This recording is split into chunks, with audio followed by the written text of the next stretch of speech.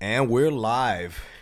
I'm here at the Hustle Harder podcast studio with my guest, Austin Zamarano. Austin, you want to introduce yourself? Yes, my name is Austin Zamarano. I live in Houston, Texas. I've been doing real estate for about 5 years. I'm one of the top producers of Net Worth Realty. Have a couple of flips under my belt and a few just beginning my rental portfolio in the last year and a half. Yeah, Austin. I met Austin about 3 years ago, right when I moved back to Houston, and me and him we met through mutual friends and stuff like that. We partied a little bit, so it was pretty cool and whatnot. And then I didn't know what the hell he did. I just knew this guy. I was like, man, this guy has to have some money, man. He got all this fucking gold jewelry on. He has a pretty nice place here in downtown. I was like, this dude's doing something. I wonder what it is, but I never asked. And then I think eventually, we caught a workout session or something like that, and he was telling me what he did, and I was like, "Oh, that's cool, man." I didn't think nothing of it, but I mean, he essentially Austin found me, and I just got out the military. I was working on like Great talent. that blue collar job and this is like a week or two before COVID and all that stuff. So it's a weird time, and a weird time for me too, because I was, like I said, my journey in the military just finished, and I just became a civilian, but. I think at that time, I still kind of had like that military mindset, like pretty locked in, abiding to the schedule and stuff like that. And then I guess Austin scouted that out, and you want to talk about that? That's what made him a good talent, honestly. The way he can organize his day was very, very, very, very, very good. Not that many people can do that because I think real estate is more about failures, and a lot of people don't know how to structure their whole entire day to fail to the point to get really good. Because your real estate, I mean, like, we're buying houses, right? Correct. So in order to buy these houses, you have to like knock on 100 doors, and you have to set a day. You have to set your day up to knock on those 100 doors. Yeah. And some people can't do that. They don't have a direction, and that's why when I saw you post up your notes, dude. It was like, oh, this guy's gonna kill it because if I can just show him what to do, then and he can put that into his structure, he can kill it. He can go as far as he wants to go. And I don't remember what led me to open up my notes or like the little schedule I had. And this is me, like just having some random ass schedule, and it's like a Super timeline random. of like work, gym, and this is all in hourly fashion. What exactly I'm gonna do? I'm gonna eat at this time. I'm gonna drink a Monster at this time, or just something like that. But like to a T, COVID times, following a timeline to a T.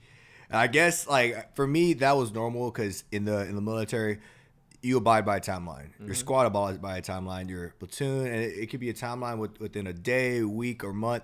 Everything is abided by a timeline, and that's how I essentially structured my life by a freaking timeline. So I'm gonna do this by that time, and even to where I'm at right now, I'm like, man, I want to buy a house in this neighborhood by December of 2022 and fix up and renovate it and put it on the market by this for rent. Just stuff like that. That's an example, but I mean, I follow a timeline, and sometimes stuff doesn't always go as planned.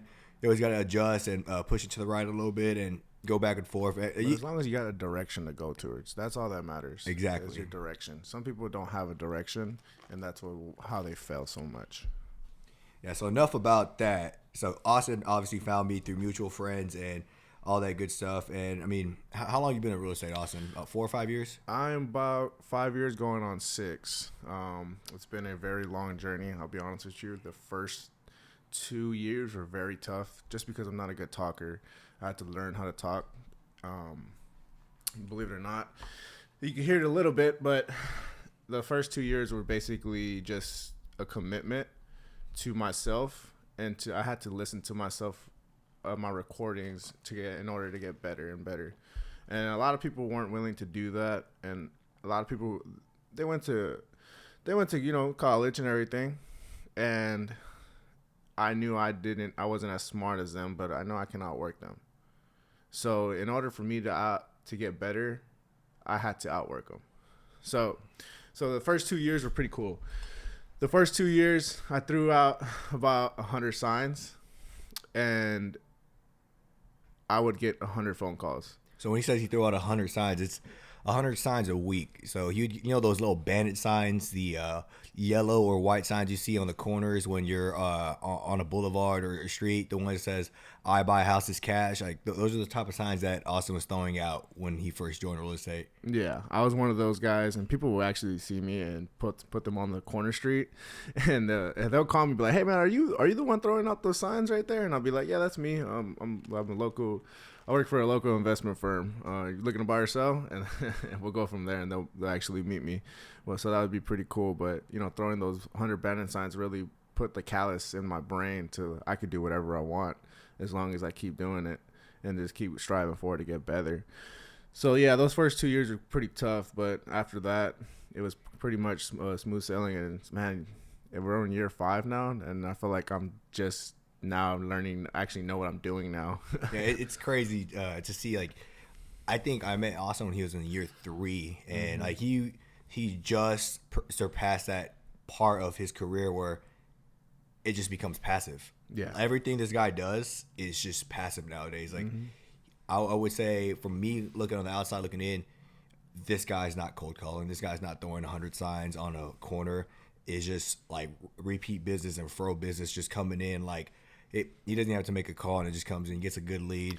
More than likely buys the house, he can go down on that. I really wish that a lot of people saw me work those first 2-3 years, because I wanted to express the fact of how hard I did work, because I really did have that mindset of coming in at 7 in the morning, leaving at 7 at night, even though I didn't need to do that, but I needed to learn to get better for myself. And that's how I built everything correctly, because it's just I had to do the foundation of everything.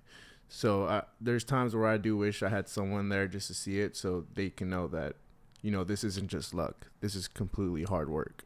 So if you're just anybody out there on the streets that know myself or Austin, or I'm not talking about anybody that we know, but you would see us like, man, those guys live a pretty fucking good life. They look like they're having fun, but what you don't know, what goes on behind the scenes that nobody sees, is that hard labor. When Austin was throwing out these 100 banner signs on a Friday night, like, you're not throwing them like at 7 p.m. You're throwing them at midnight. Yep. So you can dodge the municipalities of different cities where they'll say, hey, get your fucking signs out the way, or go pick those up or something like that. You're throwing them at midnight. You're throwing 100, and you're not stopping until those 100 are gone. I think the latest I ever finished throwing signs is probably 3 or 4 in the morning. Yeah. Some stupid time, but looking back at it, I mean, I don't regret it at all. And it's all trial and error, because here's a funny story. I remember one time I was throwing signs out in Pearland. It was like, I would put an alarm clock on for like 2 a.m. just in case I fell asleep. So I threw about 100 signs in Pearland. Tell me why at 7 in the morning I get a call from the lady who runs all that. She told me stop throwing my signs. They picked up all my signs, so they weren't even out. They're like they're like these little fake cops that have like the vehicles that look like the police vehicles, but they're not cops. They just, I guess, dictate what goes on the ground. I don't know. These enforcement people, they have a stick up their fucking butt, and they get mad about our hustle and grind. But I remember the reason we would throw these signs is just so we could either possibly buy a house from somebody. If we put the I buy houses cash sign, maybe you will see maybe a homeowner will be driving and they'll just see your sign and it'll pop up in their head like, man, maybe I should sell my house. Maybe this is a sign, like an actual sign to sell. Yeah. And they'll call our phone number and then set up an appointment for us to do a walkthrough. And then in different areas, you don't throw them in the same area. You put I sell houses to investors, so you put it probably in the nicer parts of town, or big boulevards where there's a lot of traffic coming through, where you want to possibly meet an investor. So you put I sell houses to investors, and any investor that buys houses, like any legit investor, they call every single sign that says stuff like that, because they're always looking for the next lead. And whenever these investors call, you set up an appointment with them so they can come into your office, meet face to face, so they can know you're just not Joe Blow off the streets. Yeah. And that's part of the hustle. That's part of the grind, to possibly get a lead to buy and get a lead to have a buyer. So in that sense, like I remember when I first started, Austin told me, he's like, you're going to throw 100 signs every week for every week of this year, and I promise you, you'll make 100K. And guess what? I made more than that. Yep. So it wasn't lying. And there's like there's a science to the madness. Yeah, right, to the madness right there, So, but it's crazy, man. So what are we ending off like year 2, 3? Like we were talking about where like all the hard labor and stuff you were putting in before it started becoming passive. So with the year two was basically still learning about the job and really telling myself like, man, how can I transition my business into more of its passive? So I started getting into, really, really digging into building relationships, and a lot of times it's frustrating because in the beginning you don't have that much money, and you just have a lot of time, but you don't have a lot of money. So you want to create those businesses, those relationships with people, and find good people who you can do business with. So that's what year 2 and year 3 was really transitioning to. In year 2, how old are you, and what year was that? Year 2, I started at 22, 24. You're 24? 24 in 2019. So we're still kind of, I started during the when Harvey hit Houston. There was a lot of money to be made, but it took until like the last month of 2017. So really 2018 we saw it, but 2018 I was barely still learning how to do the job. But 2019 was a little bit of that. We're still buying Harvey houses. So for those of you that don't know, Harvey was a hurricane that hit Houston. It's one of the worst hurricanes that actually hit Houston. And basically what happened was the eye of the storm hovered over Houston for a few days, and it pissed rain, and it flooded up to the tops of house roofs and stuff like that. So floods left and right here in Houston, and in every subdivision, the nice ones, the shitty ones, like everywhere you can think of, there are flood houses. I feel like after that flood, like every time it rains, people get scared. I mean, golly, yesterday when we were driving home, it felt like it was about to flood. How bad it was. I feel like Houston still hasn't recovered from that when it rains. So whenever a city usually recovers pretty well and everything gets back to normal, another hurricane hits, and that's part of the problem about living on the Gulf Coast. Like you'll see it in like Florida just got hit with a really bad hurricane in Fort Myers. One of my buddies from the military, he actually lives out there, and he was sending me Snapchats right when the storm was hitting. I was like, man, I hope this guy's okay. And he actually turned out to be okay. Nothing really hit him, but man, Fort Myers got hit bad. And the same stuff that happens over there in New Orleans, Alabama, Mississippi, like, it hits Houston pretty bad too. And we have a city, one of our subcities, Galveston, and it's right there on the Gulf. And man, that gets torn up sometimes, and then it freaking continues all into Houston and our little surrounding cities, and it hits us pretty badly. But I mean, when stuff like that happens, we're there to provide value to these homeowners and provide a solution. And in a sense, like when these houses flood, you can't live in them. Like it fills in with mold within weeks, and you can't live in them. And most of these houses, they'll get paid out by insurance, or sometimes like these homeowners, they've already owned them. They've freaking paid off their mortgage and stuff like that. So like, man, I don't got the money to fix this. And guys like us, we'll freaking door knock the whole neighborhood. Hey, do you want to sell your house for cash? And maybe you get told no, but in that time, some of those homeowners actually got, if they paid it off, they'll get an insurance check, and then they'll get a check for us for selling their house. Even at depending on the area, how much they were getting, but they will get 2 checks just for that house being flooded. So essentially, they just get more money, and then they go buy a better house where it don't flood. Even though in 2017 we really didn't know any house could flood at that point. Even if it wasn't in a flood zone, that's why the flood maps changed. But a lot of those homeowners did get paid out very, very well. And we helped a lot of people out during that time. Yeah, you bought probably, like 30, 40 houses that year for the company just by yourself? Yeah, and a lot of people, I mean, honestly, it was just door knocking and putting some, little hand stickers that say, if you're interested in selling your house, we would love to give you a cash offer, and have our number down there. Or it was just word of mouth. You buy one house, and then next thing you know, the neighbor's house is flooded. So they'll start talking to each other. Card around and stuff like that. Yep. I knew one lady who basically took over a whole subdivision. She had so many listings, but she's not around anymore though. Yeah, some people they strive very wellly in times like that. Whenever there's a disaster, and they can get a lot of listings and stuff like that. So they're up when it's up, but whenever it goes back to normal, they don't know how to adjust. But you gotta adjust during these waves, especially right now with this market and how it is. That's what I'm telling all my boys. I've seen this market before back in Harvey.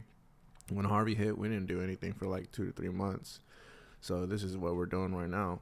We're offering on the same stuff that we did that I feel like 5 years ago. So Yeah. it just gotta weather the storm.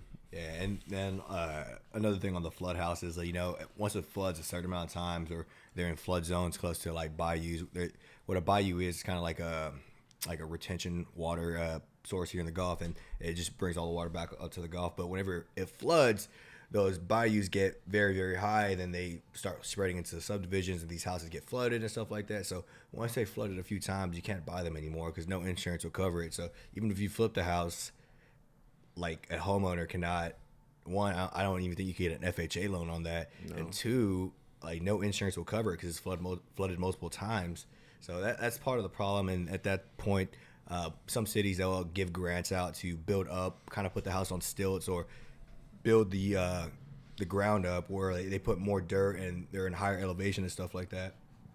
But back to what we're talking about, I think we're talking about how that realtor that you knew, she was killing it during Hurricane Harvey time because she was getting listings left and right just by basically door knocking or just getting word of mouth through referrals from doing one listing. But I mean, it was the same way the last few years. Like a lot of realtors and agents and stuff like that, they're killing it. Like highest and best by Sunday at 5 p.m. They kind of like had their chin up, like I don't need nobody. It's a hot market, which it was, and it still is in a sense. Like it's a seller's market right now, just due to low inventory here in Texas.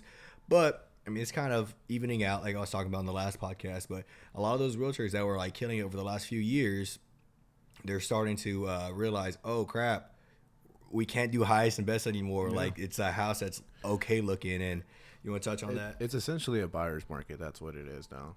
We're in a buyer's market, and this is for Houston right now. So it could change in different cities. So this is for our area. I think it's honestly across the country right now. It's in a buyer's market.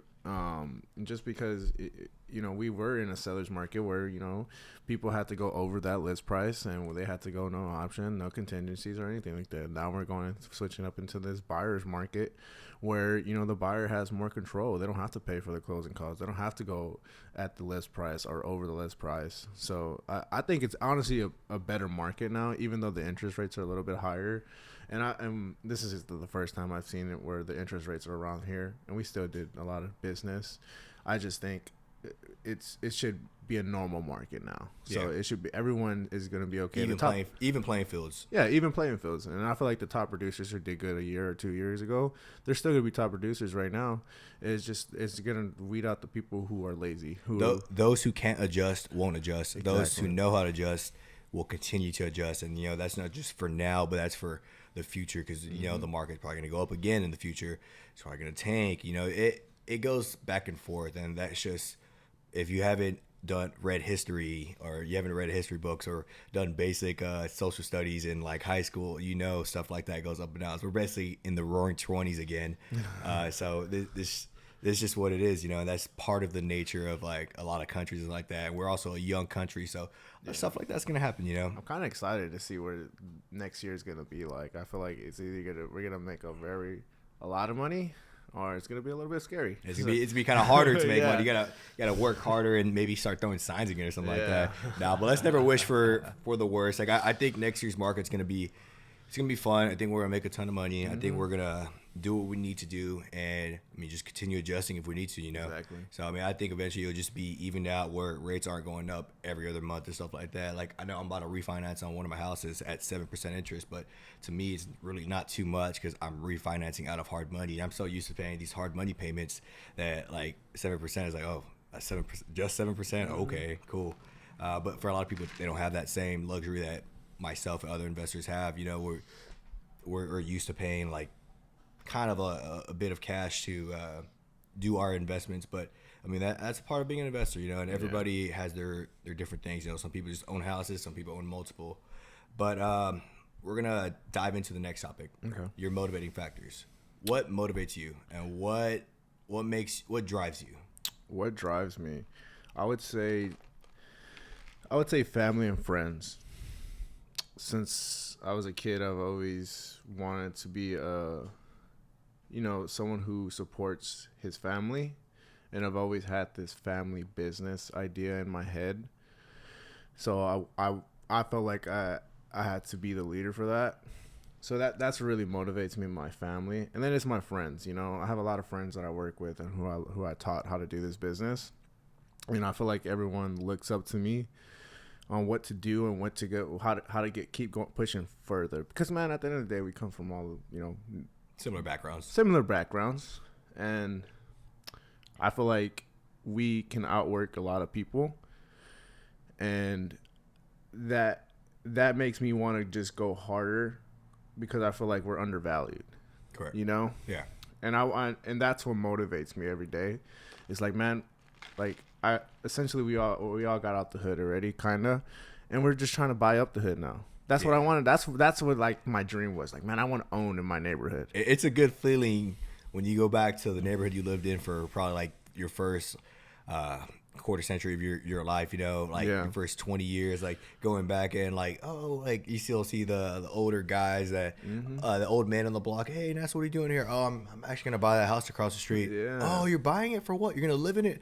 No, it's gonna be a rental property there. And it's crazy, like you go from being that kid that used to run around the block, and I grew up in like the second ward part of town. It's called East Downtown now. It's a little gentrified now, but yeah, Austin grew up like down the street, like Denver Harbor, right? Denver Harbor, yeah. And now it's getting gentrified too, because how close it is to downtown. And man, I feel like buying up in there, it's gonna make me a lot of money in the future. But back to where it motivates, that kind of stuff motivates me right there. Seeing my friends do very well, having the time to spend time with their family, and I have big ideas for all of us. It's just right now we're in that grind process of it, and I want to help as many people as I possibly can, change their life.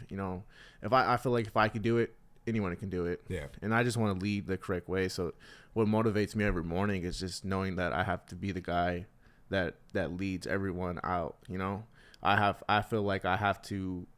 Since I was a kid, I've always felt like that. I've always been the older brother, the older cousin, the older friend, the older everything. And for some reason, people just followed me. That's a good thing. You got that. You got the leadership traits. You got that mentality. You got the mentality where you got to lead from the front. Some people they're not born with that, and it takes a long time to get that. Like I know for myself, I've never been.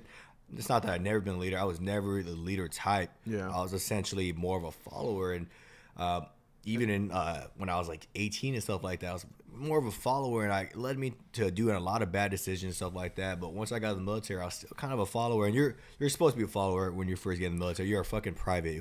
What are you gonna lead? Yeah. You're unless it's like World War II and your whole squad gets wiped out.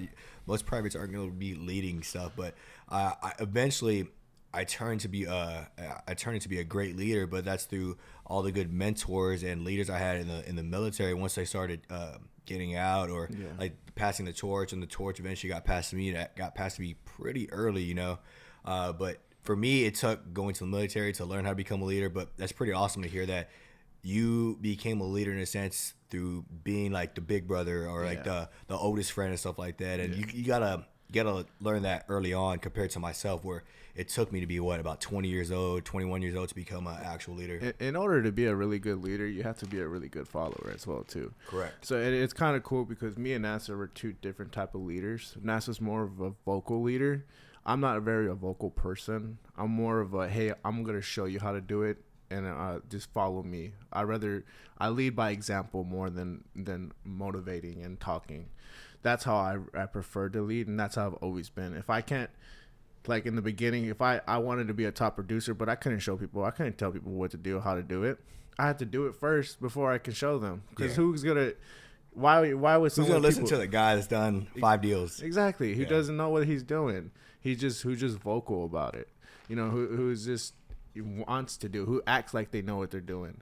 I want to show people that I actually know how I know what I'm doing, and I already put the work in. Yeah. So when he's talking about being a vocal leader, for me, if you guys haven't noticed so far in episode 2, I'm a very outlandish and freaking loud person, and I'm full of energy and just freaking fire and stuff like that. And I will say anything that comes to my mind. Mm-hmm. And a lot of people don't like that. Even when I first started in real estate, I was very vocal and like, this kid, who the fuck is this guy?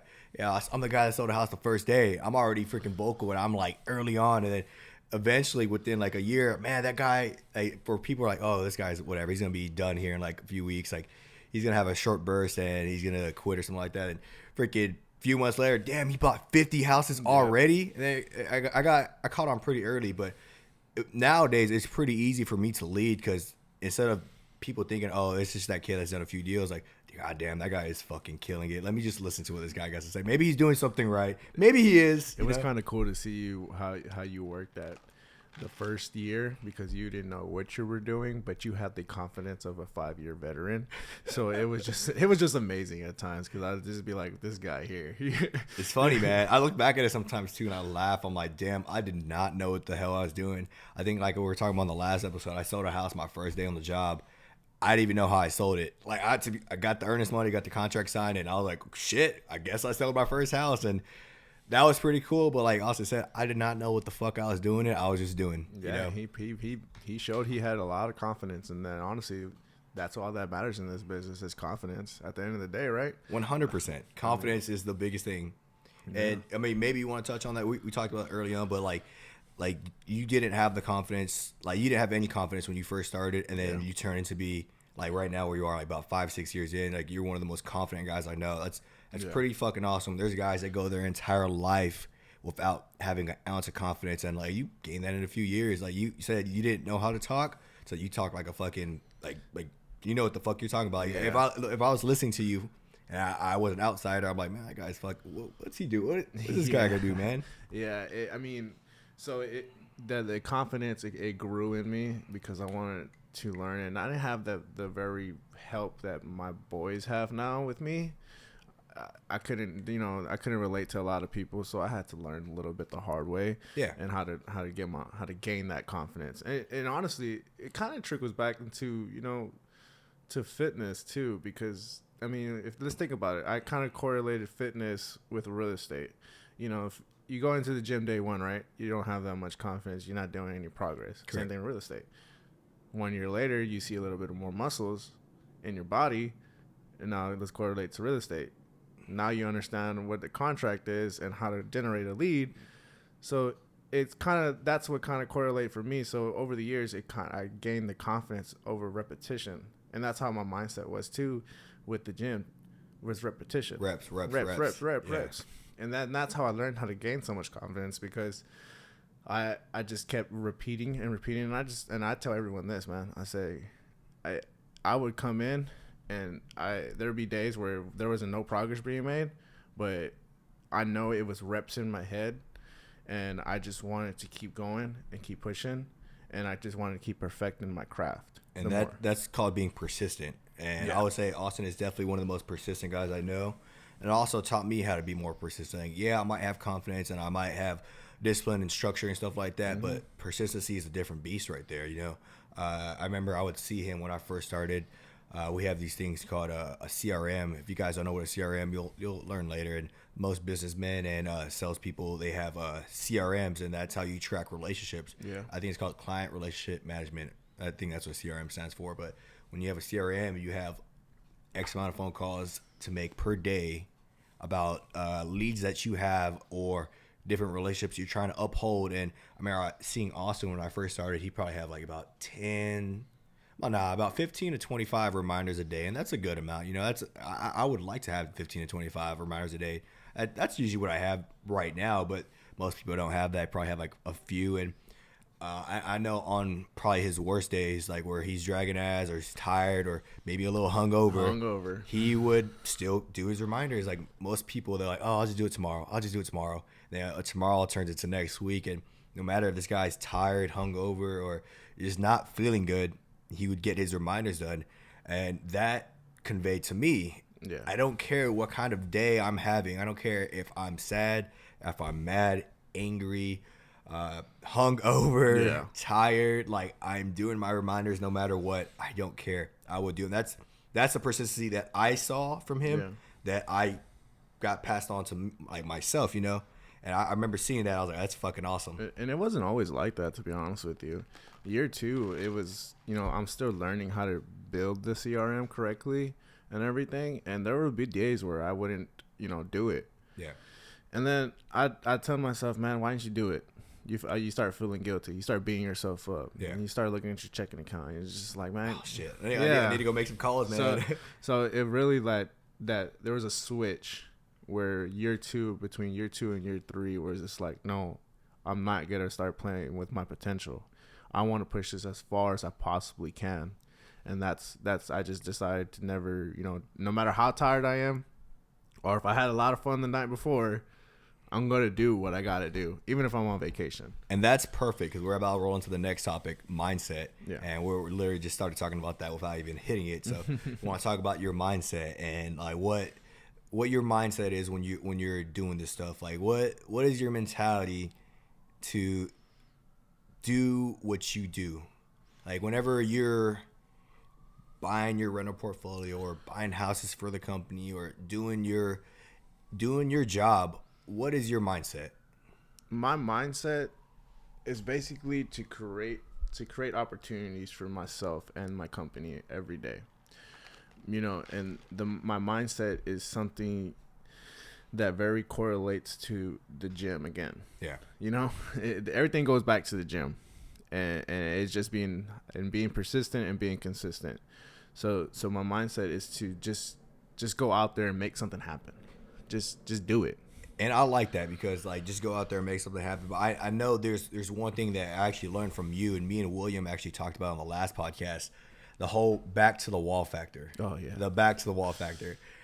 It's a weird factor, and a lot of people would feel very uncomfortable doing this. But Austin told me, like he didn't even tell me. I think he said it, or he was talking about something. He's like, yeah, I got my fucking back to the wall. Yeah. Or it was about something, but I'm like, what do you mean by that? He explained it to me, and then that's where we had that mindset, having your back to the wall, and I love it. I live by it every day. Yeah, it's a good one. It can get very stressful because it's either gonna, you're either gonna keep going forward, or you're gonna crumble. Correct. That's what it is. You're just gonna crumble, or you're gonna keep going forward, and you're gonna see how uncomfortable can you get. Because honestly, in order to be the best version of yourself, you have to step out of that uncomfortable zone, that comfortability zone that you have. And that's what I do every day, is just try to get uncomfortable, talking to someone I don't want to talk to. I'm a very introverted person, but at the same time, I'm telling myself, man, this can be like a great opportunity. Yeah. You don't know who you're going to talk to. That old lady right there, you might talk to her. She might want to sell 10 houses. Correct. Yeah. You don't know what they have. It really do like that. Yeah. And for those of you just joining us that probably didn't see the first episode, well, the back to the wall factor, like what works for both of us is, and I'm going to explain it a little bit, is going out there and getting something that you want. Yeah. And maybe you can't, quote unquote, afford it at the time, but you figure out a way to make it happen. And let's say you get an extra bill. Yeah. Like, hey, I want to trade my car that I already have paid in for a fucking Mercedes or something like that. And like, man, you go from not having any payments to like a $800 to $1,000 a month payment, and you're putting your back to the wall to fight out of it. You're working harder so you can freaking pay these extra bills that you're obtaining, and basically it's just a way to make yourself work harder. Like you're putting more quote unquote stress. Like define stress, but you're putting more stress on yourself so you can freaking pay for the stuff that you want to obtain and get. I mean, pressure creates diamonds. 100%. That's how 100%. How else are you gonna get better? I mean, I would say don't put yourself too bad into a situation, but get yourself out of that comfortable zone for sure. You don't have to live in a big apartment in downtown, or and face the view, the penthouses. Just start off something that was small with like. It sure would be cool though if you got a freaking penthouse and that was your back to the wall and you fought out of it and made it happen. If you want to do that, by all means do it, but you don't have to do that. Be strategic about that. Be strategic. Like for some people, getting a car is a very, very, very, very big deal. If it's like it could be a $3,000 or $1,000 payment. So yeah. Just get it like that. Yeah, but the whole back to the wall part, I love it. And then I like how you were talking about how the gym helps your mindset. And like I said, me and Will just talked about it last time. And we actually just got Austin into jiu-jitsu recently. And he said, no.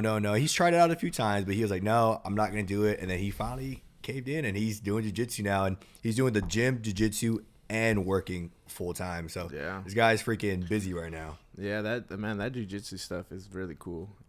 It can really humble you. 100%. It's all about, you know, mindset again, because you're going in there and you have to think like 2 moves ahead, and you're always moving your bodies. You're always thinking. So it's a great workout too. Don't tell Will I said that. Yeah, it's an awesome workout, and it definitely fires me up. Like, I can't go a day without doing jiu-jitsu. I mean, there's times where I'm so busy, I'll go weight train, and, you know, I'm like, fuck, man, I want to go roll. Go roll. And it's so fun, and it fires me up, and I know it fires Austin up. And like you said, it's very humbling. You could be the best at what you do. You could be like us in our position. We freaking kill it. Yeah. We're a top producer here in Houston and stuff like that. And you walk into a jiu-jitsu gym first day, and then you get fucking smashed by another fucking white belt.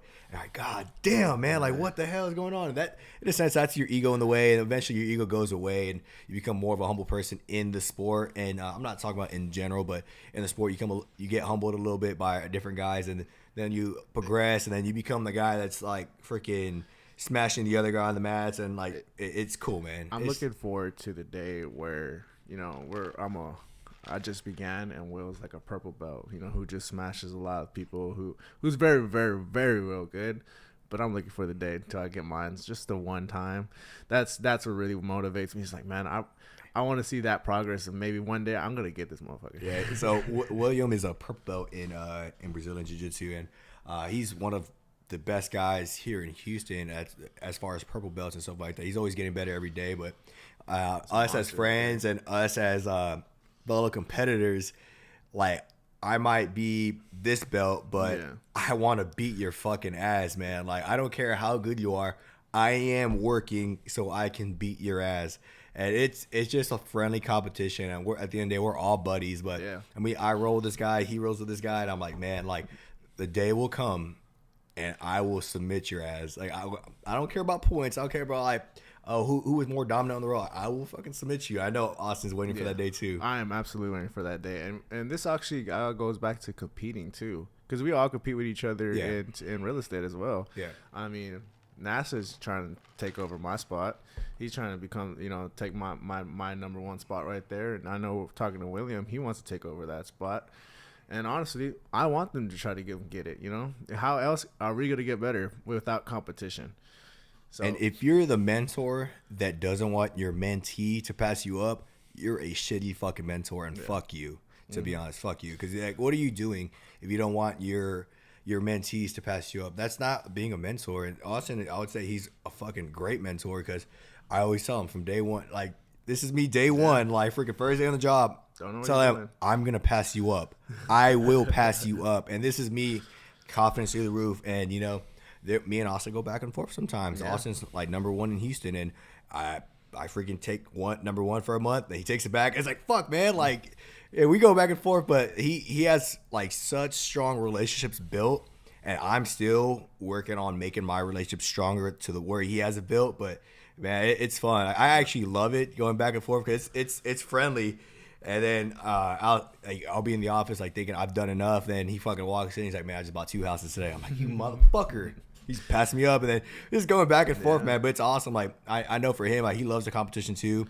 And that's what we're talking about, being friendly competitors. Like, it could be in jiu-jitsu, it could be in real estate, and it could be in freaking, as far as like your own personal investments. Like, I know, I'm like, oh man, I'm about to refinance this rental property. That's crazy. I'm about to refinance on 2. I'm like, you fucking bastard, man. Like, just like, it's back and forth, but it's fun, man. Like, who else gets, and I'm not saying who else, but like, it's fun being able to compete with your friends to the point where, like, who's making more money, and you're trying to like pass each other. That's honestly, that's a pretty healthy competition. Like, you're trying to see who's the best in whatever. Like, I don't know. I love that, and I want that. I want that competition with everyone. You know, there's times where Will wants to. He says he's going to be better than me next year, and I tell him, please be better than me. Please jump me. You know? Yeah. Because he's going to push you, NASA. I'm pretty sure you don't want Will beating you. Oh, I pay attention to the freaking leaderboards all the time, and I see where everybody's at. I'm all right, cool. Like, you're right there, you're right here. I need to do X amount of freaking deals right now to freaking keep on pushing forward, to keep on moving up through the leaderboards and stuff like that. And I know everybody watches that stuff out, and I know if you're in a competitive environment, or you have a company with like number one leaderboards and stuff like that, you need to be paying attention to that, because the moment you don't pay attention, you start slipping up, or going on too many vacations, like you'll start slipping up. And I know I've had that problem where like I'm just killing, I'm making a ton of cash, I'm like, man, I'm gonna go on vacation, then like I'll freaking drop like 3 or 4 spots on a leaderboard, and I'm like, damn, man, if I didn't go on that vacation, I freaking maybe I wouldn't have freaking lost. I think in 2021, I went on probably like 10 to 12 vacations, and still killed it. I killed it, but god damn, man, like that's about 30 days, 30 to 35 days out of the year that I missed just from like going on vacation. And last year I fell short of being in this thing. It's called Top Gun. I fell short by 1 spot. I lost by 1 spot, and it wasn't even like a big amount of money. It was like in volume by like $3,000 or $4,000, and it hurt. It hurt, and I was so confident. I was like, oh, I'm already there. It was like the end of November. I'm like, man, like I'm in there. I got it. And I took my foot off the pedal just a little bit. Went on a freaking, I forgot where I went. I think I went to Cabo or something like that. But went to Cabo for a week, and yeah, man, Still had a good time. I had a great time, but I fell short of it by 1 spot, and that ate me up. And then not January 1st, but immediately after I figured out I didn't place in that, I'm like, fuck this, I'm going balls to the wall. I don't care. I'm gonna make it happen. And readjusting and just to make sure you can hit your freaking goals. And that's where I'm at. And so I'm always trying to get to the top, and I will be at the top very fucking soon too. So that's just where my mentality is at right now. We're about to switch topics. We're gonna talk about what your routine and your program is. So what is your daily or weekly routine, and what type of program do you follow? Like mental program, do you follow like whenever for your business model? So my routine is, well, let's just say I wake up on certain days at 7 and 5 o'clock. The 5 o'clock days are because of jiu-jitsu, but I don't eat or drink that much water all the way until 12 or 1 o'clock, and mainly because we either work out in the morning or we go look at houses in the morning. And if you've ever been driving for an hour into the boonies and you have to go pee, it is the worst. It sucks. It's ghetto. It sucks so bad. Yeah. Or if you're in a very bad stinky house, just stuff like that. So I try to make sure that all good. So that's like part of my routine right there, is not eating or drinking until a certain time. So I'm very fasting, and that's also goes back to the mindset of telling myself I don't really need to eat, and it is just fasting at the end of the day.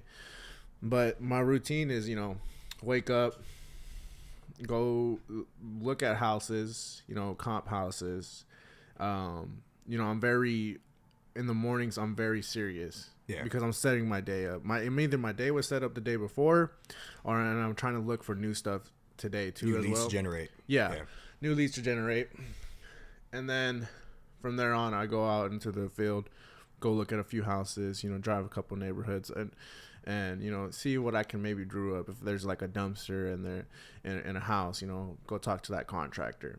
If there's a for sale by owner, call that up. Call the rental ones up. See if they want to sell or buy more houses. Correct. So I do that. I probably look at around 2 to 3 houses a day. And how many houses per week do you offer on? I want to say at least 12. 12. 12. Okay. 12. It used to be more, around 15 when I first started, but now my leads are more better. Better quality leads. Better quality leads for sure, and a little bit of stuff is just to see what I can stir up. But yeah, that's basically I'm looking at 2 to 3 houses a day, and then from there on I go back and submit some offers on them, and then have some lunch, and then from there on I keep lead generating and keep calling, and that's when we go back to that CRM.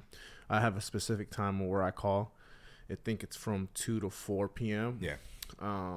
Just depends on I said think, because sometimes the day takes a little bit longer, so I try to get it from there. I don't like calling in the morning, just because some people don't wake up until 9. or 10. And that's the worst feeling ever is when you're trying to do some business and they're just waking up. And for Austin, he has a lot of these relationships already groomed. So when he's doing his CRM calls, he knows these people. He has a relationship with these people, and he knows freaking Betty Joe isn't going to be up at 9 in the morning to ask, hey, do you have anything I could take a look at? He's talked to these people enough times so where he's like, hey, if I call them between, what he said, 2 to 4 p.m.? Yeah, 2 to 4 p.m. If he calls them between 2 to 4 p.m., he knows that's their sweet spot, and they're going to answer him every freaking time instead of like getting, hey, I'm busy, or getting a text message like, hey, call me back tomorrow or something like that. So he's groomed these relationships enough to where he knows his people's timelines too, so he can call them and stuff like that. So for some people, I don't like calling in the morning just because people are still waking up or people are not as happy in the morning. I'm not a happy morning person. Yeah. And you are. So I'm fired up, yeah, man. he's fired up. And as soon as I have my first espresso, I am ready to go. I know, and I'm jealous of that too because I'm like, dude, let me get my first sip of coffee. Let me run my hot sheet. Let me look at the MLS first. Let me get my day started. Like, you're already fired up. It's only 8 o'clock. Yeah. And most of the time, like I was talking about in the last podcast, it's sometimes false motivation, but I need to get fired up. Yeah. I will drag ass if I am not mentally fired up. Yeah, in the mornings, I like to be completely focused. Just completely focused, not really talk to anyone, just do what I got to do. And then in the afternoon, I'm fired up like him.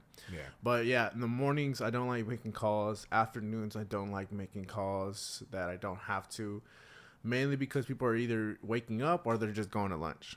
So my sweet spot has always been that 2 to 4 p.m., maybe a little bit further than 4 p.m. too. That's where I get a lot of answers. And at the same time, I want to see where people are answering. So from there, I'm calling. And then from that 5 p.m., I'm getting my day started for tomorrow. What am I going to look at? Where area am I going to go to? And not every day is the same. I mean, I can have a planned day for the next day, but if one of my realtor contacts calls me at 7 p.m., tells me to go look at this house in the morning, I'm going to go there first. So, ladies, gentlemen, this is very important. If you want to be a top producer in whatever you do, or if you want to be a big investor or whatever the hell you want to be, plan your week out in advance. Mm-hmm. Plan your day out the day before. Don't do it the same day. Do not fucking do it. Don't get me wrong. I've been guilty of it. Maybe the day before I had some freaking personal thing pop up and I have to roll with it the next day and just see what happens. But, man, plan your freaking week out. Plan your day out. Plan your month out if you have the ability to. Plan. Because if you just go... if you just waltz into, let's say, your office or whatever you may have, and you just we're gonna see what happens, that is not how you be a top producer. That is how you be a bottom of the barrel, quote unquote producer. Mm-hmm. You're not a producer if you're bottom of the barrel. You fucking suck. But if you want to be good, if you want to be great, plan your day out. Plan. Yeah, you must plan. If you don't not have a plan, you won't execute anything. So make sure to plan something. Just to have the day before. If you don't know what you're gonna do tomorrow, don't leave and go home until you know what you're gonna do tomorrow. Correct. All right. So from there, from planning the day off and do whenever I have to do the extra stuff, the extra work, I then probably just go to the gym. I have to go to the gym, man. If we don't, I have to release some sort of stress or tension because when you're doing multiple real estate deals, you don't know what's gonna happen. They're not perfect like how Chip and Joanne make it seem like. Yeah, there are so many hoops you have to jump through sometimes, and answer questions that shouldn't be asked. But it is what it is, and that's what makes the job fun. I mean, we never know what's gonna happen every day. Stuff pops up, man, and it's like, what the hell is that even happening, man? But 5 years in, probably done over 200 plus deals, and I'm still learning stuff to this day, and there's still randomness to happen. So you just always learning. Yeah, you're always learning, and you're just going through that. So I have to go to the gym. I have to block out some time to myself. That's where jiu-jitsu comes in at, blocking that time. So, just getting back to my normal state of mind because you can't just be working all the time. You want to have at least a little hour or two break, and then you get back into working. Yeah. So, yeah, that's usually it. And then I'm a big on meal prepping, too. Like, I meal prep all my meals. So that's probably what I do at night. So I eat throughout the day like that. But so gym, meal prep, and then back in bed around 9:30 to 10:30. Yeah, this guy goes to bed early, man. I'm not in bed till like 12, 1 p.m., 1 a.m. I wish I could go to bed at 9:30. And he's still fired up in the damn mornings. It's these damn espressos and freaking this motivation, man. I honestly think sleep is one of the best helps you can get for your body too, man. So 100%. Yeah, Ultimate recovery. Yeah, it's the ultimate recovery. I've been getting a little bit. That's why I've actually never been able to sleep around 9:30, but since jiu-jitsu started, I've been trying to get better at that. And waking up at 5 sucks. But if I go to sleep at 9:30, dude, I feel like I'm a monster in the morning. Like I already got a little bit of an edge because I just got that full hours of sleep. So yeah, it's great. I've used to go to bed early and do jiu-jitsu very early in the morning, but I've kind of like changed my schedules around here and there. So it definitely does fire you up. Like when you're going to bed at 9 and waking up at 5, first thing you do is strangle another man and try to just try to win, and you're basically fighting to the death without killing each other. But that's the first thing you do in the morning. Then you go to do real estate. Everything's easy after that. Everything is the easiest thing in the world. But yeah, that's awesome, man. I like your routine. I kind of follow a similar one. I know for myself, my routine is first thing I wake up, freaking go out there and eat something. I need to eat now. I eat in the mornings now, so I'll eat some like freaking protein. I'll drink my caffeine, whether it's a Celsius or an espresso. Then I'll freaking drive to look at my first few houses. I'll probably look at 2 to 3 houses per day on a big day, probably like 5+, but I don't normally like to do that unless it's a portfolio. I like to spread out through the week and look at a few houses, and this is all after I've planned the day before. So these leads that I've got that I'm looking at, it's either stuff that I've been sent to by a good contact or stuff that I see pop up on the MLS. So I'll go take a look at it, get back to the office, shoot over all these offers out. After I shoot these offers out, then I freaking check everything that I have for the rest of the day, see what pops up in my reminders, see which person I need to call. I like to do my reminders like in the late afternoon, so I'll take all of those out, and I'll make my 10 to 15, sometimes 20 calls on a long day, and I'll make all my calls, make it happen. Then I'll start working on generating the leads for the next day and just keep it going. But I'm probably done working, working, probably around 6:30, 7 p.m. Yeah. And when 7 p.m. strikes, I'm getting ready to go do jiu-jitsu. So I go train for about an hour and a half sometimes. Get back, eat my meal prep, shower, eat my meal prep, and then hop on my laptop, see if anything pops up on the MLS between the time I checked earlier in the day, and then continue planning my day. I usually plan my day at 9 p.m. at night, and then after that, after I plan my day out, I check the MLS, everything's done. I answer all the text messages and phone calls I had that I missed when I was gone, because for some reason, people like calling me when I'm training, and I don't answer my phone when I'm training, but I'll answer everything I need to. Put my phone on Do Not Disturb, and then spend some quality time with my girlfriend here at the house with ourselves. So you need to have good quality time if you have a significant other, or if it's just yourself. You need quality time for yourself to either read, watch TV, or whatever you plan on doing. But you got to have that physical activity. You got to have that schedule plan, and then you got to freaking make sure you hit everything. If you put it in your freaking CRM or your reminders or your schedule, you need to fucking do it. Yeah. Unless the person appointment canceled or something happens where you cannot do that, everything that you write down, you must fucking do.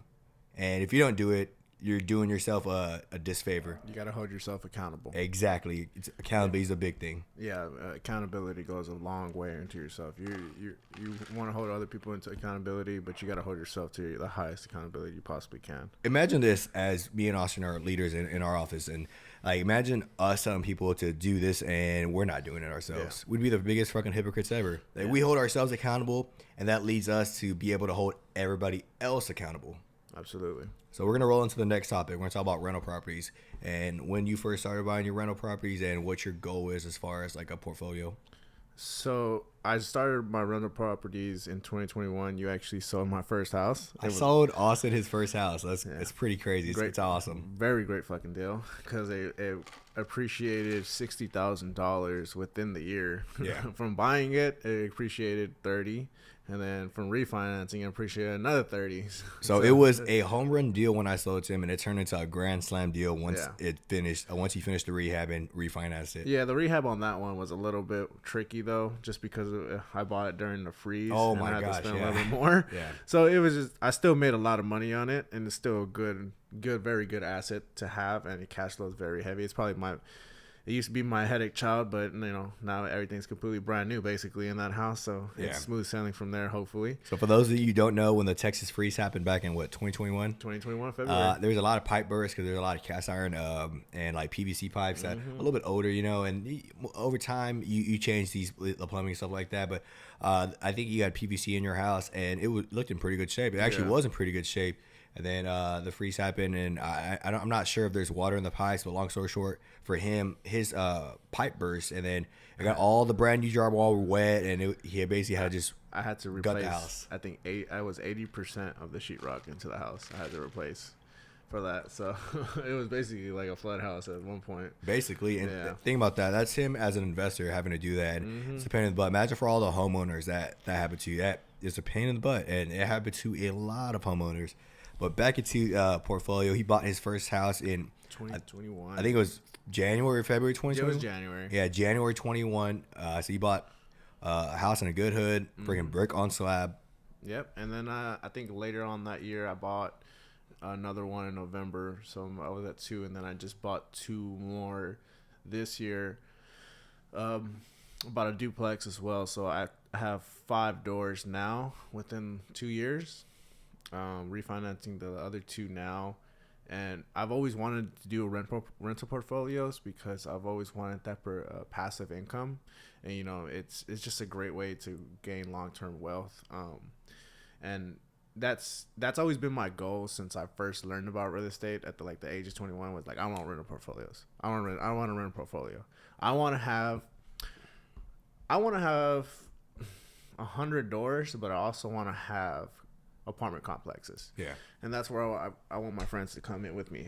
I want us to own apartment complexes. Yeah. That's where the real money is apartment complexes, rental portfolios, having all those assets and, having that single family house in a great neighborhood, and it's just growing and growing and growing. I would say that about Austin. A lot of people have rental properties in lower income neighborhoods and all that good stuff. But his rentals are in pretty good areas, man. He has some pretty badass rentals. I'm like, damn, man, I'd live in that house. It's pretty awesome. Rent that shit to me.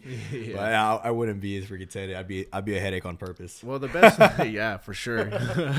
No, I'm not gonna fix your toilet, dude. That's your fault. You shouldn't have ate Taco Bell. But yeah, I basically, I buy one of the most houses in Houston, so I get to find some that I very like here and there, and I still pay, what I would sell it to an investor too, and I still, make good cash flow on them. I sell basically the same deals I would sell myself to my investors, and that's how I got a good relationship with my clients as well. Yeah. So I actually do want to get into more high cash flow areas pretty soon. But right now, it was just wanting to get to that marker of wealth in certain houses. Yeah. So, putting all of my rental portfolio together, it equals to $1 million. Yeah. I'm not a millionaire with cash, but on paper, it shows that I'm a millionaire. Yeah. So that's pretty cool to think about that. How old are you right now? You're 27? 27 now. 27-year-old man with $1 million worth of real estate. Yeah. That's fucking awesome. And to think that, did you ever think you'd own $1 million worth of real estate? Yes, I did. All right, that's good. Well, at least he thought he did, because some people are like, oh, I never thought I would. I would say myself, I never thought I would. But for Austin, he knew it was coming. So I knew it was coming. Badass. There's always been something in my head like that I was gonna own a lot of that, and I want to take it to a whole nother level within the next 5 years, because just seeing where I got in these 5 years, I'm gonna take it to a whole different animal now. Yeah. Maybe the 100 mil is something that I'm like, that scares me. You don't got 100 mil yet. You can't chill yeah, yet. Exactly. That's the thing that I probably would be like, I never would see that. But you never know, right, man? You gotta, how far can we push? Yeah. How far can we go? And that's how far I want to go. Yeah, so early on, like I told you guys, I started making cash, like very, very, very heavy cash, and I was like, oh man, this is fucking awesome. And I sold Austin his first rental, and instantly in my head, I'm like, I gotta get one. Yeah. I gotta get one ASAP. I gotta get one ASAP. And long story short, 1 year later, after literally 1 year to the T, he sold me my first rental property, and it was I actually bought. I went out there. I went extravagant. I bought a beach house in Galveston, and it's gonna be an Airbnb. So I'm in the middle of the refinance for that one. But yeah, it's crazy, man. He sold me my first one. I sold him his first one, and I mean we're chasing the same thing, like as many doors as possible. And I know for myself, I want at least 8 to 10 single families. Then I'm actually going to scale up to apartment complexes very, very soon. So probably within the next year and a half, I'll be in apartment complexes. I'm looking for a 12-plex, and then you'll just double every time. 12-plex, 24 to 25 units, 50, 100, freaking 100, 200, So that's my goal. And back onto these rental properties, all these rental properties are just coming from my cash and from myself, just helping. Just no partners. No partners, nothing like that. Now, I tell my guys, if we want to partner up and do it, it has to be a flip. Yeah, that's the only way I can do it. I don't want to own rental properties with my guys, just because it can get more into a headache and Yeah, splitting the cash flow within a business. It's not worth it for a single family. If you're gonna have partners for rental properties, they need to be complexes. Yeah, and that's what I want to do. Yeah. I want to do complexes where we can partner up because that's where the bigger deals are. Yeah. But I want them all to get at least 10 so that we all have 10 and we all have I have 4, so that's $1 million. So yeah, exactly. 2.5 million, 3 million. We all have that. You got to prove yourself. You can't just unless you have like a cold hard cash and you're ready to go. Yeah. And you know how to do this, cool. But you got to prove yourself. You got to own a few rentals and all right, cool. You might be one of my good buddies. I see you hustling, but man, how are you going to be as an investor? Yeah. Are you just going to jump in and at the end of the day, it's not all about proving yourself, but at the same time, if I have a partner, it's business. We might be buddies, but at the same time, it's business, and we're going to do contracts, and we're going to do it the right way because, business could go sideways. I've seen it happen for a lot of people. I know a lot of investors where they partner with people and they don't partner with the right person, and it turns into a mess. And you got to know who you're investing with, and that take that from a guy that's an investment realtor that sells houses to investors every fucking day. Know who you're partnering with. Yeah. Know who the hell you're partnering with. Family is a no-go. If you're partnering a family, good luck. Good fucking luck. I would never do that. And I'm not saying I had a bad experience with that. I've just seen people have bad experiences, and I'm not looking to try that. So if you're looking to partner with somebody, make sure they're good. And honestly, it might be better for somebody that you meet in the field that is in the same business as you, doing the same thing as you. You got similar freaking traits, and man, maybe you guys are a good match. So just do it. I'm not saying do it with a random person. Just know who you're investing with. That's all I got to say about that. Absolutely. So rental properties, awesome. He wants at least 100 doors.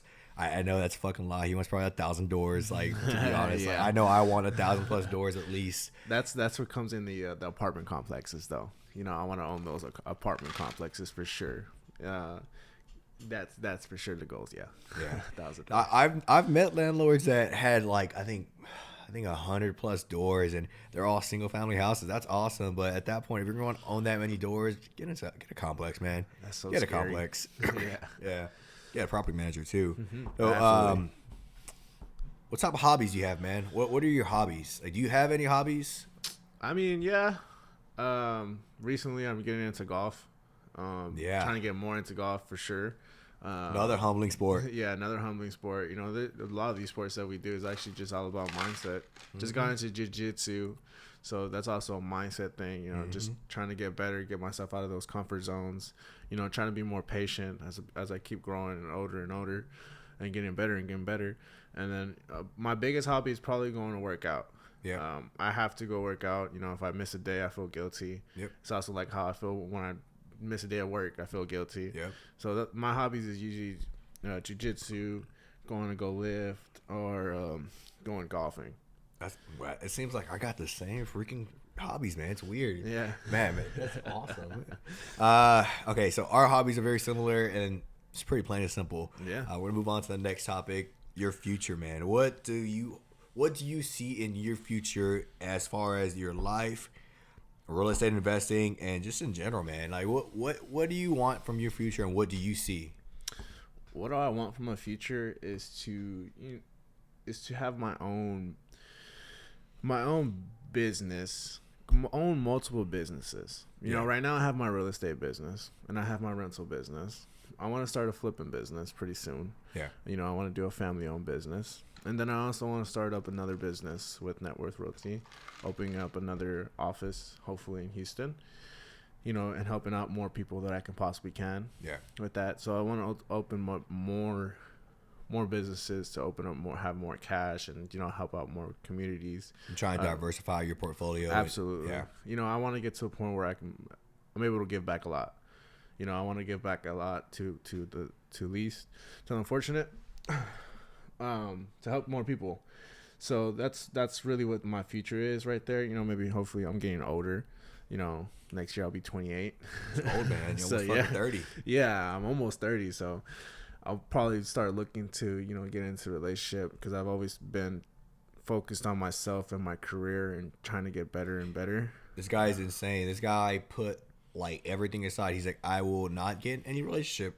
Business comes first. And that is an obsessed motherfucker. Yeah. That is a person that is all in. He's all in. He's not putting his time anywhere else. When I first met him, I'm like, man, you got a girl right there? He's like, nah, man.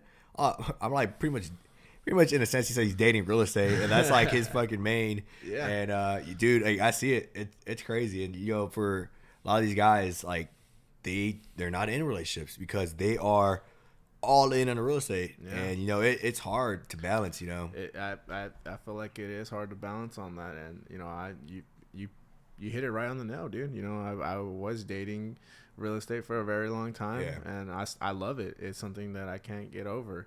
But you know, I do want, in my future, does want a family one day. Yeah. You know, I'm not in the next 5 years, but you know, one day I do want that. Yeah. You know, I still have goals that I have set. You know, I want that nice car. I want that very, very nice house. So what kind of car do you want, man? What do you? I know you got a bougie taste. I know you got something like you like them exotics. What kind of car are you trying to get? And I know you're looking in the next year or so too. What are you trying to get? Well, my absolute dream car is a Lamborghini. Yeah, like it is a dream car. Like since I was a little kid, I've always wanted a Lamborghini. If you look on my phone screen, it's a Lamborghini. You know, I'm trying to manifestate that to the hardest I possibly can. That's something I want before I turn 30 years old. Okay. And I have 3 years. Yeah, I feel like you know, hopefully the next year or two I can get one. Yeah. But I'm also gonna be smart about it. Yeah. So, that's my dream car right there, dude. Is get a fucking. Which Lambo are you trying to get? Either the Evo or Huracan right now. But yeah, and you know, I'm already doing all those payment stuff like that, thinking of how much do I need to do this, how much of my rentals need to bring in, how much of this, what can I do a month? You know, that's really where I want to go, and I want to build it the right way, and I believe 100% I'm gonna have it, and I'm gonna have it one day. Like there's no doubt in my mind, I am going to have it. And that's what I'm talking about. That's that mindset. Yeah. That goes back to the mindset about like, I'm gonna have it. You know, he said the word. The word we spoke about in the last podcast, manifest. Mm-hmm. I always thought it was a girly thing. I always like, manifest. What the hell is that? Manifest. You manifest everything that you want into your reality. Austin is talking about he's going to manifest buying an exotic supercar like a Lamborghini into his reality. Yeah. And it's very close. He's right there. I wouldn't be surprised if within the next year he has that. I would not be surprised. I've wrote it down. I've been manifesting everything for the past since I started back in 2017. I still have notes that say, you know, 2017 goals, 2018 goals, 2020 goals, you know, stuff. I have goals for that. And it's crazy because if you look back on that, you're like, dude, you hit those. Yeah. You hit those goals. Correct. and that's been on my vision board for the longest, is owning businesses, owning an exotic car, and owning a rental portfolio. And then, you know, next is to start up a family business. Yeah. And, you know, just keep diversifying. Yeah, that's fucking badass, man. I know myself. He talks about wanting a Lamborghini. I'm a little bit more on the bougier side. Like, I like exotic cars. I'm not sure if I'd get one first. I think I want to buy myself within the next 2 years a Maybach truck. Yeah. I fucking love those. Like, I love Mercedes-Benz, but the Maybach is on another level, and that's what I want. I want the Maybach truck, the one that bounces when you fucking stop it, you know? That one's badass. That's what I want. And then eventually probably buy some supercars and stuff like that, and that'll be within the next 5 years. But I mean, play smart right now. Yeah, you gotta play smart, man. You gotta get the assets first before you start getting the liabilities. Exactly. So we're gonna roll into our next topic, and this is our last topic for the day. Right now, Austin he's about to move into a management role within the next 2 years. and he's gonna be opening up another office, possibly here in Houston, another Net Worth Realty office. And right now, I see it, and it's how he got me in. Like, it's how he scouts for talent. And we're gonna talk about what do you look for when you scout for talent? When you're looking for guys that you want to work for you or slash work with you, but it's gonna be work for you because you'll be the manager this time. Yeah. What are you looking for when you're scouting for talent? Man, when I'm scouting for talent, the easiest thing that I can scout right there is probably someone who can manage their day, organize their day, like you. Yeah. If I can help you transition that into real estate, then how far can you take it? Yeah. And then someone who's teachable, if they want to learn, they want to, get better for themselves. Someone who has a little bit of, someone who has that grit in them. Yeah. Someone who can build relationships, even if it's like, they're talking to this, like we're at Chipotle or something, and they're just talking to the guy, this casually, this organically, just just being able to talk. So I look for outgoing people. Like a person with a mouthpiece on them. Yeah, a person with a mouthpiece, even though I don't have a mouthpiece. Yeah. And maybe someone who wants to have it. How big is their why? What's their wants? That's what I look for, and that's somebody with some drive, right? Yeah, I want people with drive. That's what I really want, because if you have drive, then I can lead you into being the best version of yourself. You can mold them into being that person that they've never thought they could be, but mold them into being a freaking top producer. Mold them into being a person that just freaking kills it. Yeah, and if they're teachable, and they want to keep learning, and they got that mouthpiece on them, or they don't even got that mouthpiece on them, but they want to learn, they want to have it, then I can show them a long way, and I can put so much game into them that they will become the top producer if they trust in me, for sure. And that's a big thing right there. He talked about it. He talked about having the want to learn. Yeah. There's people that get into our industry, and I see it every day, where they think they know everything. They might have watched like a course on YouTube or listened to a few videos, and they think they know it all. And they work there, and it's usually guys or gals that are in their mid to late 20s that just think they know everything, and they go in there with a closed mindset, like, oh, you don't need it. Like, Austin is one of the best trainers as far as as a realtor to train guys that do what we do. He's one of the best trainers in that aspect. And when I've seen it where he's trained guys where they don't want to learn anything, and I'm like, you're doing yourself a disservice by not letting this guy teach you. He is like one of the best in the city, probably country, to be honest, for sure state, but probably in the country as far as training guys to do what we do. And you're literally not trying to learn because you think you know it all. Get the fuck out of here. Yeah. And what usually happens, like 9 times out of 10, that guy or girl is out of there within like a 3-month period. Yeah. They usually don't last longer than 3 months, And there's kind of a high turnaround rate for people that get into our business. Like, usually they quit within 3 months because they can't handle it. They can't handle having a schedule. They can't handle an all commission job. They can't see the light at the end of the tunnel. They want it right now. And unless you're me, you're not gonna get it right now. And that's just me like fucking stroking my own ego. But I see it all the time, and I know he sees it too. And he saw it longer than I have. Yeah, I mean, at the end of the day, dude, we're self independent, and we're, like you said, this is a commission only job, right? Yeah. So why wouldn't you want to try to be the best version of yourself? Why wouldn't you want to learn as much as you possibly can? Because you can change your life any day. Yeah. Any year you can change your life. It can just switch. Yeah. So why wouldn't people want that? So that's what I want. I want people who are willing, who know that, man, this can change everything for me. Some people might be drowning in bills right now. And if they're willing to learn, dude, they'll switch it. Yeah. They'll switch it, and then they'll own up they'll become financially free. Yeah. And they'll be willing to do whatever they want, and then they'll start seeing a different outlook on life. It's crazy. I mean, that's a really good way to scout for people. That's awesome how you do it.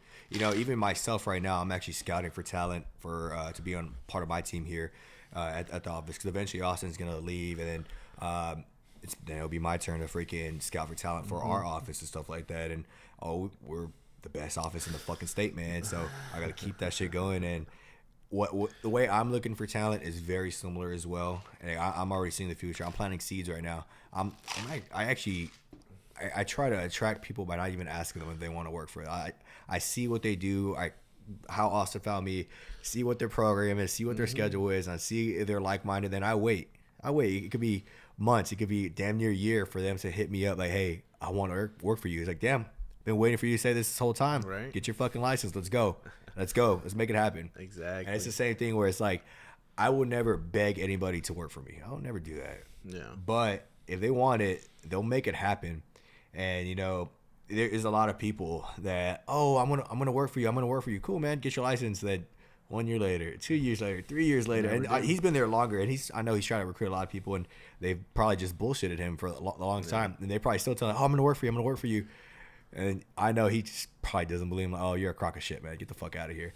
But I mean, for me, people tell me that all the time. I'm like, cool, get your license. They never do. I'm like, cool, man. I'm not gonna beg you to get your fucking license. Well, you already obviously, first up. Yeah, you want it. You don't even want it that bad, man. I mean, he told me to get my license. I fucking bought it the next day. Yeah, I fucking did, man. I was like, all right, let's go. 3 months later, he started. Yeah, 3 months later, I started, man. Fucking mid-COVID shit. Yeah. So that's just like, if you want it, you're gonna go get it, and that's just how it is. If you want it, you'll fucking get it, and no matter if it's the freaking badass job, a freaking rental portfolio, supercars, luxury cars, or like just anything in life. If you want to like live however the fuck you want to live, cool, man. Like it's so crazy, man. Like to think about it, when this guy found me, I just got out the military. I wasn't doing too well. Freaking, you know, in a weird place in my life. To see where I'm at now, I live in a fucking high rise in downtown. I drive a fucking Mercedes, and I got rental properties. I'm 25 years old, man.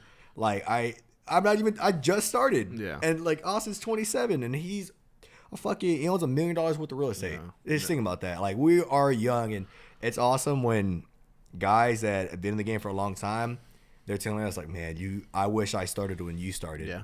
And that's a good feeling because that just lets you know you're ahead of the curve. Exactly. And at the end of the day, no one's gonna hand you anything. Yeah. You have to go get it. You have to go get it. Go take it. This is your life. You go take it by the horns. Take it by the horns, wrestle it down, put it in a freaking rear naked choke, freaking hide the head, submit it. Yo, do what you need to do, man. But go fucking get it. And we're gonna leave this on a positive note. Like, hey guys, if you want something, get it. Absolutely. Go fucking get it.